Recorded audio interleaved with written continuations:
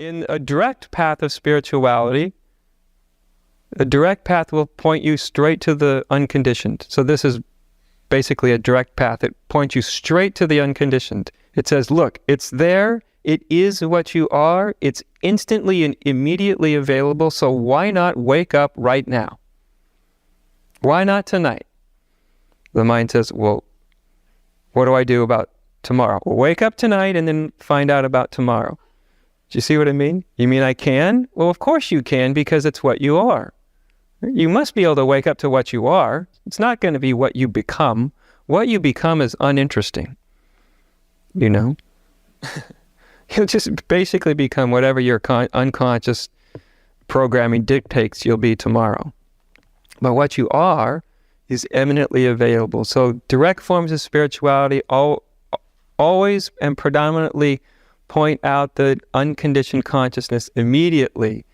And their whole aim is to break the mind's rigid fixation on its false identity. Now, this is me, you see. I'm this person that's seeking. I'm this person that wants to, I want this to happen and I want that to happen. And the direct path says, no, you're not. The thing that's seeking is your mind. Your mind is on a search to get out of itself. Your mind will not accomplish this search. The seeker will not wake up. It's hopeless. The good news is you are not your mind's seeking. You're not even the seeker. That's not who you are. Regain your senses. Pause for a moment. Leave your mind alone for a split second. And just return to what you are. Not that image in your mind, not that seeker going somewhere, trying to break free. All that may be happening. Don't give it a second thought. Let it happen. Don't try to resolve it. Don't try to make it better. Don't try to stop it from happening. Just let it be there and let your consciousness relax a bit. And maybe you'll realize that you're not the seeker. You're not the mind. You're not the person you imagined yourself to be. Simple, huh? It is simple, by the way. That's what if there is a difficulty, it's the simplicity of it. If there's a difficulty, it's the immediacy of it.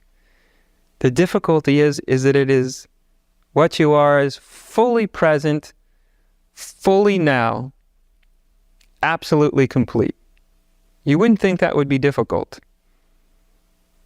But that's what makes it difficult, is what you are is already what you really are, then there's no approaching it. There's no becoming it. There's no getting ready for what you've always and already been. See what I mean? Strictly speaking, there's no path to it. If there's any path at all, it is the destruction of every idea you've ever had about yourself. It's examining it until it unties itself. They're just knots in your mind. It's starting to see that you are not anything you can think about yourself. Because there's always something prior to everything you can think about yourself. And then your true I is not something that ever needs to be defined in your mind. Like, I am this, I am that, I am good, I am bad. Not even I am a man or I am a woman. Not even that definition. Letting go of all definitions and just residing in just the I, unconditioned I-ness. Right? That's the direct path. That is the path. It's not a path that's going anywhere. It's the path where you just stand there and let everything fall away from you. Now, the progressive spiritual paths, basically their idea is you've got to work through your rational mind. You've got to have it all make sense. And more important than that, you've got to clean up this mess of your unconscious. In the East, I usually call that your karma. And so you got to clean this damn thing up because it's been so hideously misprogrammed Do you see that you have to clean that up? You got to get all that straight. You got to purify that. And since it's so screwed up, it's going to take you lifetimes to do it. Right? You get on like the 10 or 20 lifetime program. You see, because you're such a mess. That's what's basically being communicated, right? They don't say that to you, but I mean, if it's going to take like 5 lifetimes or 10 lifetimes to straighten yourself out, what are you probably thinking somewhere deep in your consciousness? Like, good Lord, I must be a mess. I mean, you know, they built Rome quicker than that, you know.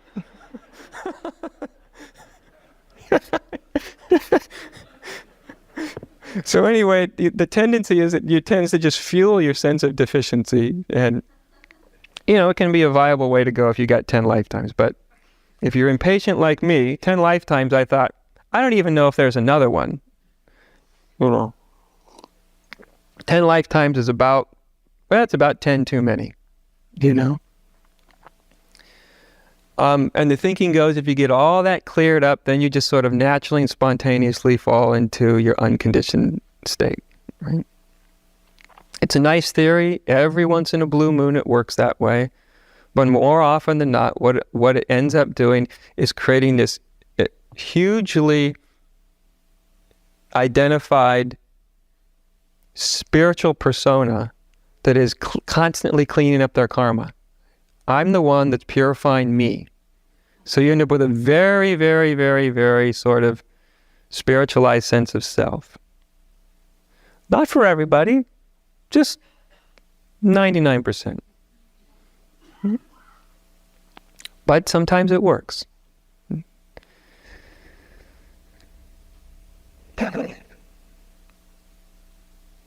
Now, the direct path basically says, no, you can wake up right now. And you can. And anybody that's done this very long, you see, anybody can wake up. Totally, very pure, karmically speaking person can wake up, and a very, very unpure person can. And the thing that's sort of unfortunate for the person with a long spiritual resume, in the direct path, what they see is that long spiritual resume is of no strategic advantage. So someone that comes in on night 1 is actually at no disadvantage, and they may be at a distinct advantage of the person who has 30 years under their belt. See what I mean? So it's very egalitarian, sort of. It's very democratic in that sense.